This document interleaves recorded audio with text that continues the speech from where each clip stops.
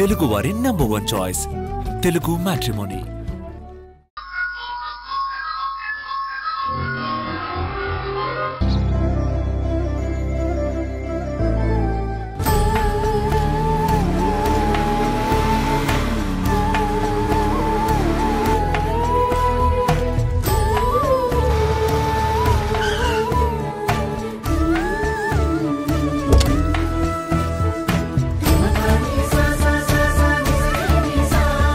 యశ్ బాబు బాగున్నావా? బాగున్నాను. పెద్దమ్మా పెద్దమ్మా పెద్దమ్మా. రిషి ఎలా ఉంది నాన్న ఇప్పుడు? పర్లేదమ్మా.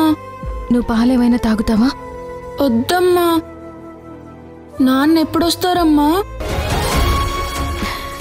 పెద్దమ్మా సిందమ్మా పెద్దమ్మా యశ్ బాబు వచ్చారండి.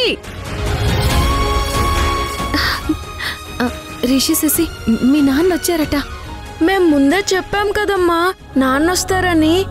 మీరే మా మాట నమ్మలేదు. పదండి. లే నాన్న మెల్లగా రా.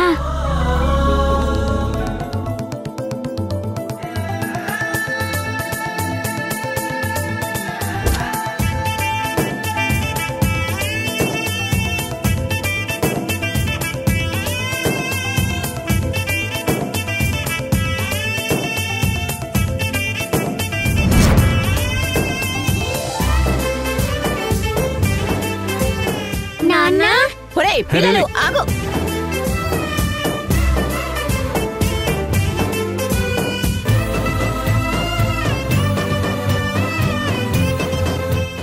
నాన్న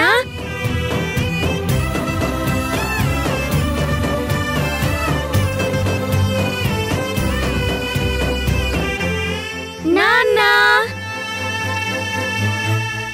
శశి రిషి ఎలా ఉన్నారా? బాగున్నాం నాన్న. మీరు వచ్చేసారు కదా నాన్న. ఇక నుంచి మేం బాగానే ఉంటాం. రే రిషి నీకు ఒంట్లో ఎలా ఉంది నాన్న? చెప్పాను కదా నాన్న మీరొస్తే నా జ్వరం అంతా తగ్గిపోతుందని. కావాలంటే చూడండి.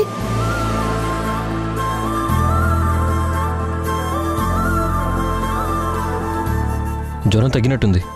నీ ఒళ్ళు చల్లగానే ఉంది నాన్న. థ్యాంక్ యూ నాన్న. థ్యాంక్స్ ఎందుకు శశి? మేము పిలవగానే వచ్చారు కదా అందుకు.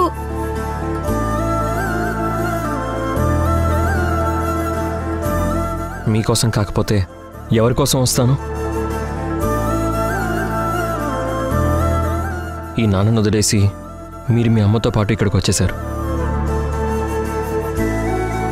కానీ మిమ్మల్ని వదిలేసి నేను ఉండలేక ఇక్కడికి వచ్చేసాను. నా జీవితంలో ఏదైనా సంతోషం మిగిలిందంటే అది మీరే. రండి నాన్న లోపలికి వెళ్దాం. రండి. పదండి నాన్న. ఆగ్రా మనవడా.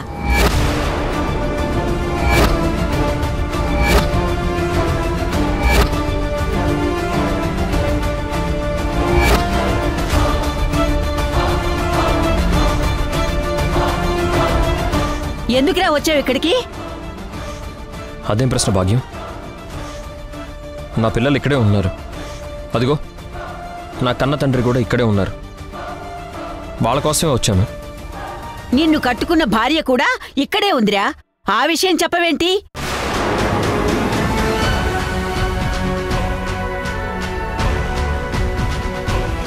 ఇంతకీ నువ్విక్కడికి వచ్చినట్టు మీ అమ్మకి తెలుసా? మాట్లాడవేరా? తెలీదు భాగ్యం. తెలిస్తే అమ్మ ఒప్పుకోదు. అందుకే ఓ ల్యాండ్ పని మీద బెంగళూరు వెళ్తున్నానని అబద్ధం చెప్పొచ్చాను. నువ్వేమైనా నీ శత్రువు దగ్గరికి వెళ్తున్నావా మీ అమ్మ ఒప్పుకోకపోవడానికి? నీ పెళ్ళాం పిల్లల దగ్గరికే కదరా వెళ్ళేది. అసలు నీ తల్లికి చెప్పే ధైర్యం కూడా లేదు నీకు. పిల్లల కోసం వచ్చాడంట, పిల్లల కోసం. సింధు లేకుండా నీకు పిల్లలు ఎక్కడి నుంచి వచ్చారా? భాగ్యం, ఆయన్ని బయటే నిలబెట్టి మాట్లాడతావా? ఏమీ బాగోలేదు, లోపలికి రానివ్వు భాగ్యం.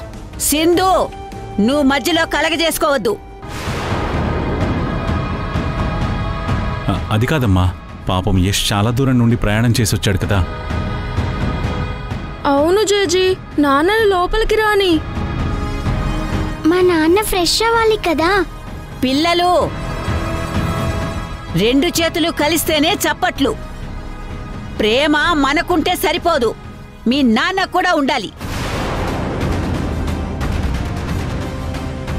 వాడికి ప్రేమ సగమే ఉంది, పరిపూర్ణంగా లేదు. అందుకే బయటే ఆపేశాను.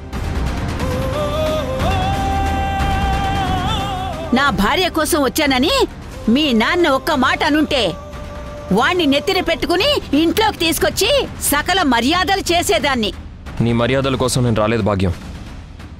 రిషికి ఒంట్లో బాలేదంటేనే వచ్చాను.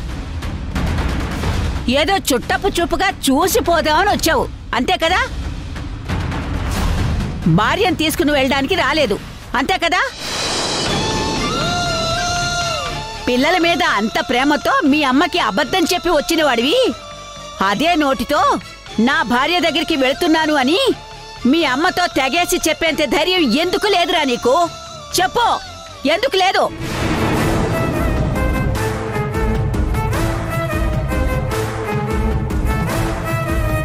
నీకు కేవలం నీ పిల్లలు మాత్రమే కావాలి, ఆ పిల్లల తల్లి అవసరం లేదు. నా వంశంలో మచ్చలాగా పుట్టావురా నువ్వు. నువ్వు నా మనవడు అని చెప్పుకోవడానికే చిచి సిగ్గుగా ఉంది.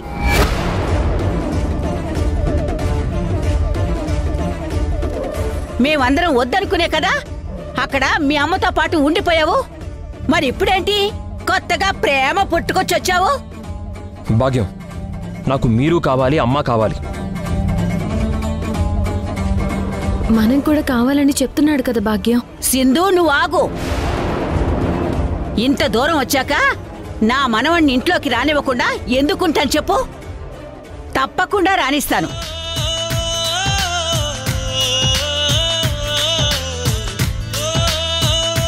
నాన్న, జేజీ ఒప్పుకుంది కదా, ఇంకా ఇంట్లోకి వెళ్దాం పదండి.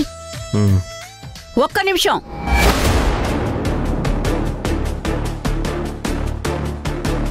ఒక్క షరతు మీదైతే నిన్ను ఇంట్లోకి అడుగు పెట్టనిస్తాను. షరత ఏంటిది? నీకు పిల్లలతో పాటు నీ భార్య కూడా కావాలి అంటేనే నువ్వు లోపలికి రా.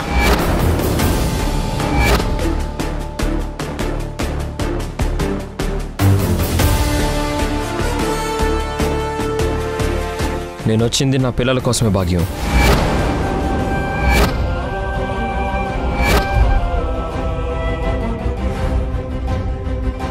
అయితే నువ్వు ఇంట్లోకి అడుగు పెడుతుంది సింధు కోసం కాదు అంటావు, నా మనవరాలి కోసం రాలేదు అంటావు, అంతే కదా? నీకు నీ పిల్లలే కావాలి, భార్య అవసరం లేదు, అంతేనా?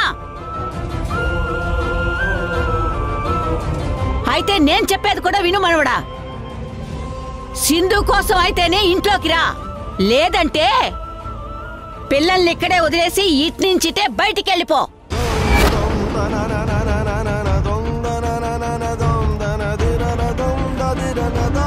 చెప్పింది అర్థమైందా? సింధుని భార్యగా ఒప్పుకుంటేనే ఇంట్లోకి అడుగు పెట్టు, లేదు వెళ్ళిపో. భాగ్యం,